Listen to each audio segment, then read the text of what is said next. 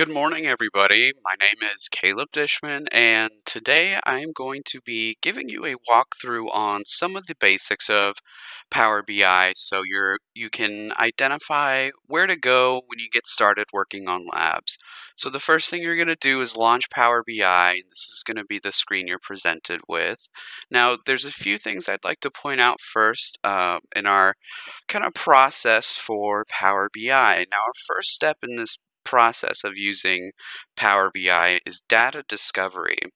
This is the step where you discover data that you want to pull in, you make your transformations. This is not only as simple as importing data, like data from Excel, but it's also cleansing, making any necessary changes. And two places where this really comes into play is get data up here in the home ribbon, right? This drop down arrow has a list of common sources that we can pull in from, as well as if we were to click the top of this button, we get a full list once it loads.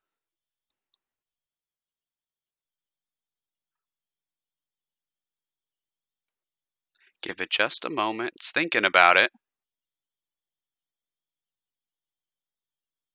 We get a full list of the types of data sets that we can pull in here, and this really gives you an idea of the versatility of Power BI and where you can kind of pull data from. You have Azure SQL databases, you have files, you can even input entire folder structures. But for today's example, we're actually going to be pulling in a web source, which I'll get to in a little bit.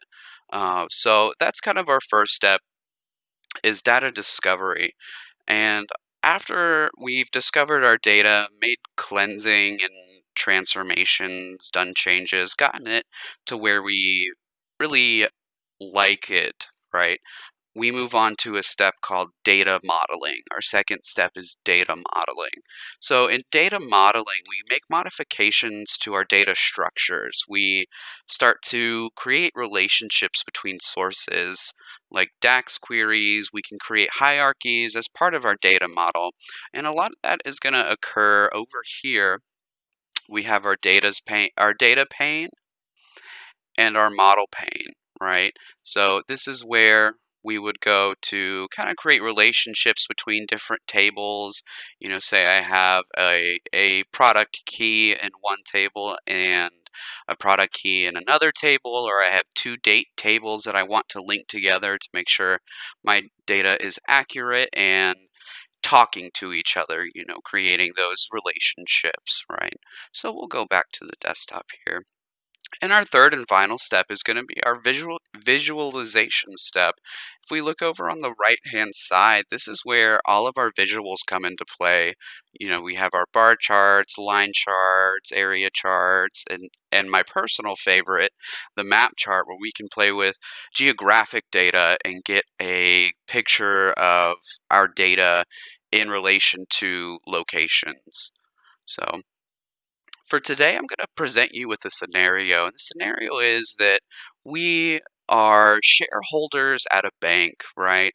And even though online banking is really popular and really, taking off, we've decided that we want to open a new brick and mortar branch. Now, we have a lot of internal data, right? We know where our existing branches are, we know how they're doing. Okay, so we have that internal data. However, we want to pull in some external data that can help us make a decision on where to place this new branch, right? So I'm going to take us over to a little website called data.gov. If you can see up here, I'll zoom in, just data.gov. All right. So right here, we're going to search for FDIC failed bank. Hit enter. We're going to click on the first option here. So what I did was I searched for FDIC failed bank right here, and I'm going to select this first option right here, FDIC failed bank, and I'm going to click on that.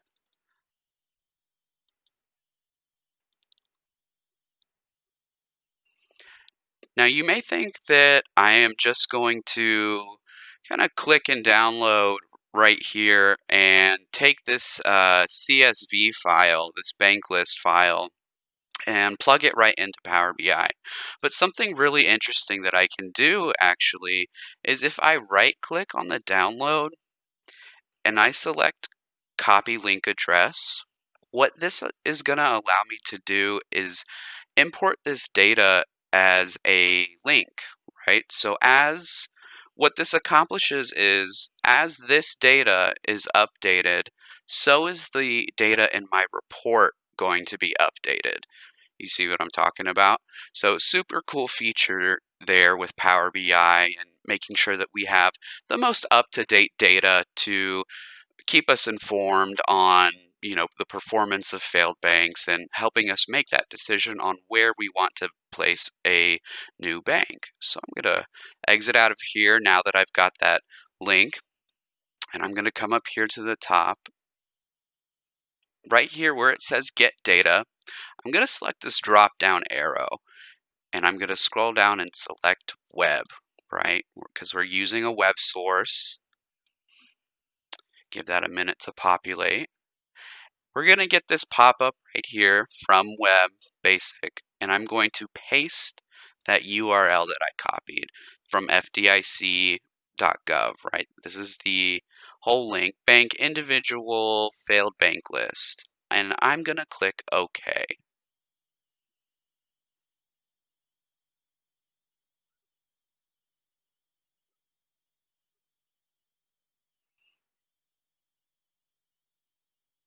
We're now presented with a preview of our data, right?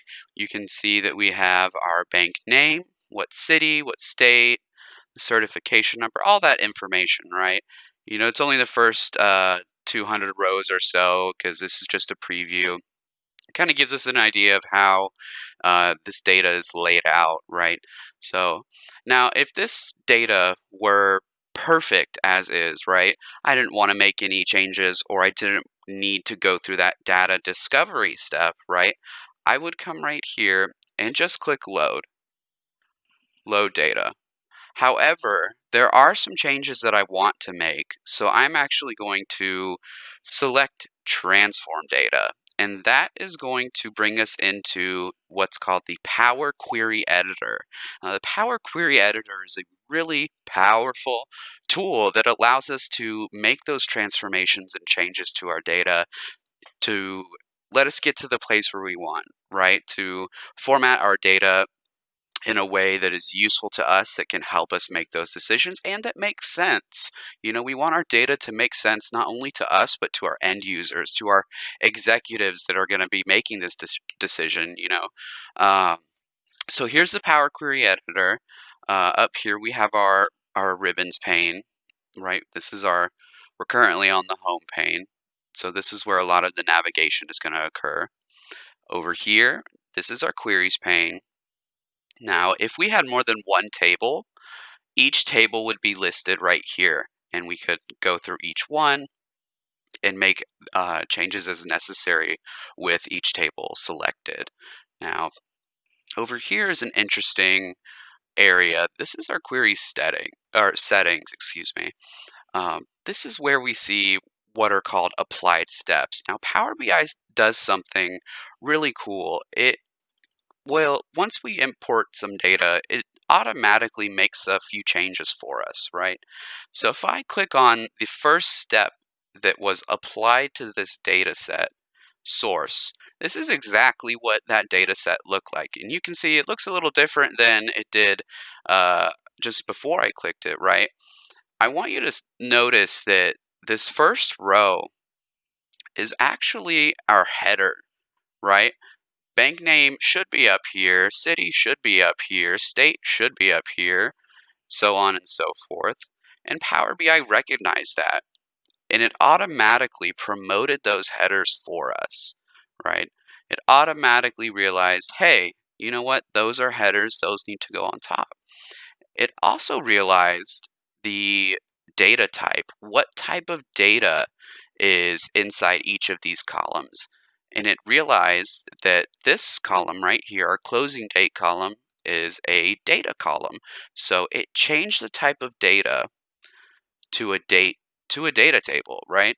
You can see right here, if I click on that, it realized that it was a uh, information about date. So those are some of the steps that were automatically applied, and it's good to always check that out, make sure the changes that were made are, good changes and there are no mistakes there. 90% of the time, those automatic kind of cleaning changes that Power BI does are very simple and very successful. So, looking at our data, there are a couple columns that I don't think we're really going to need, right? We just want to see what state or states have the most failed banks, right? So this CERT column and this acquiring institution column aren't so relevant to me and my bank because it's just not relevant, right? So we want to get rid of these. If I select this column, right, and then I right click, I can easily remove this column, right? And I can do that for this one as well.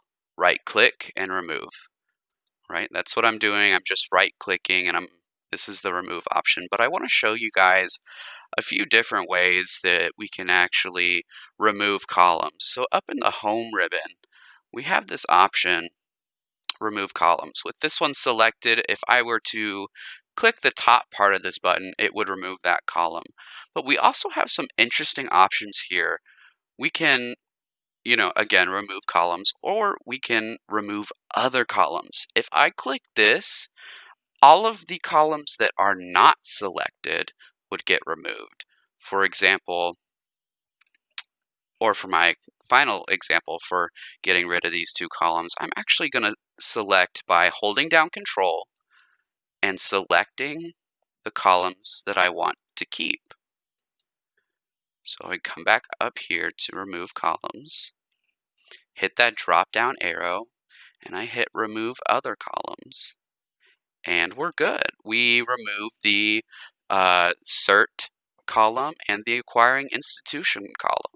And that applied step is now over here in our applied steps area. If I wanted to undo that change that I just made, I would click on the X right here, right? And those columns are back. So I'm going to go ahead and just remove them again for you guys. All right.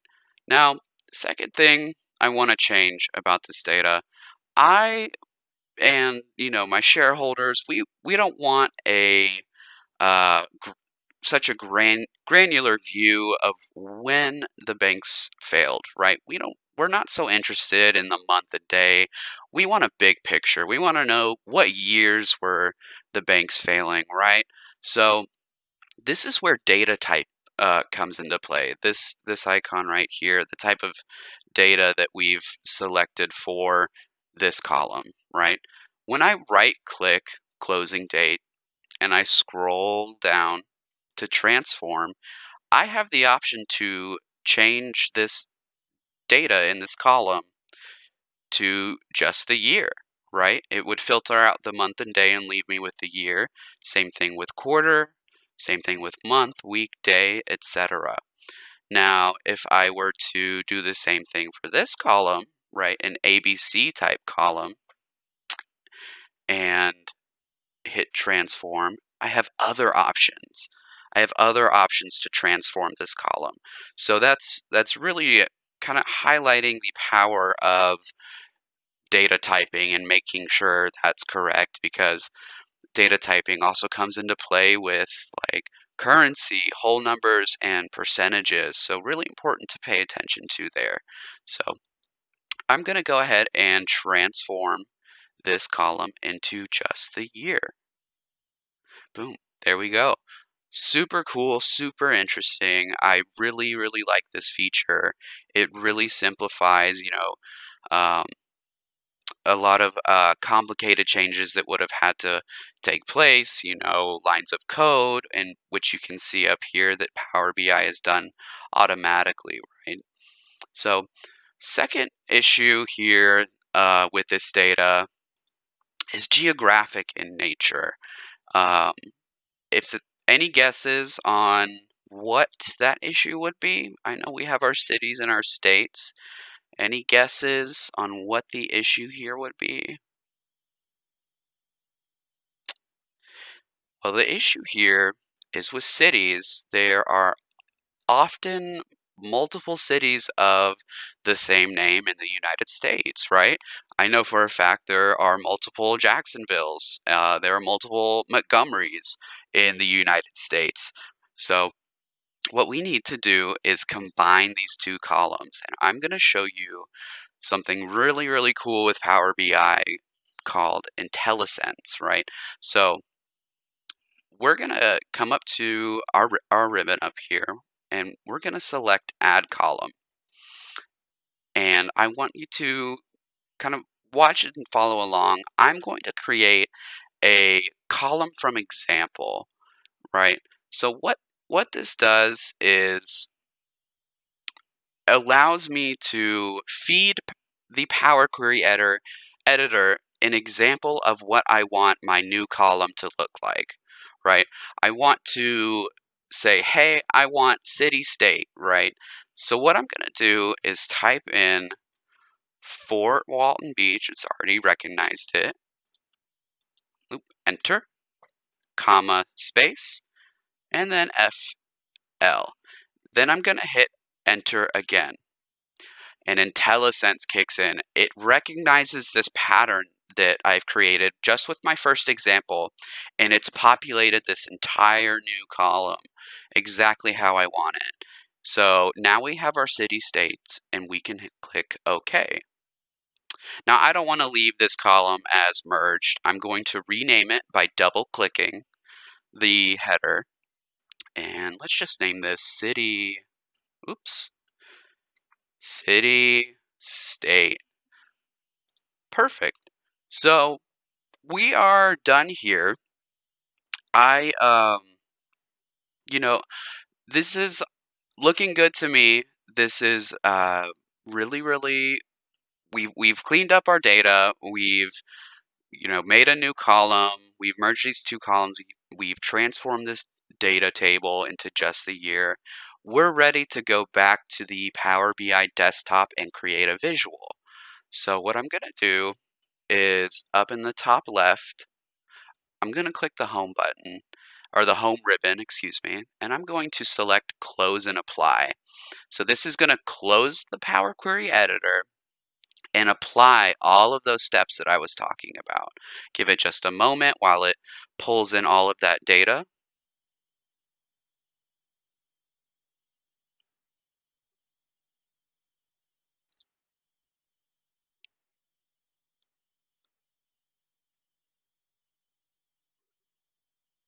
Boom. And here it is. You might be wondering, where's my data at? Where did it go? It's over here in the fields pane, right? So this is the name of our table, right?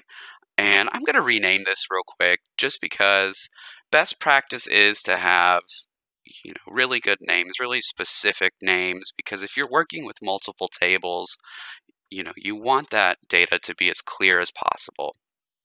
All right, so we have our table here. This is the city state we created.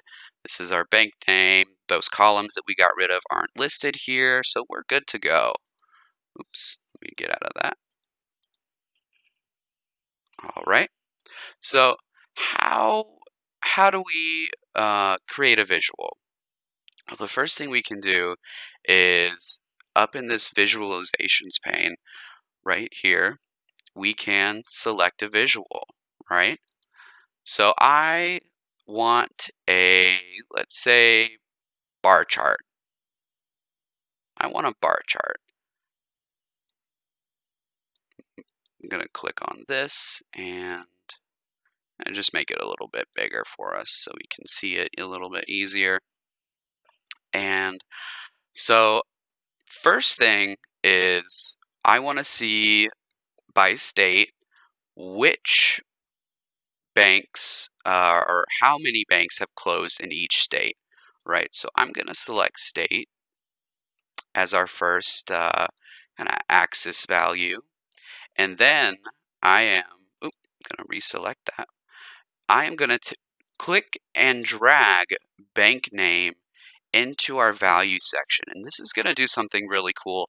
It's actually going to count the bank names to give us a basically a value or a summation of how many bank names occur within that state.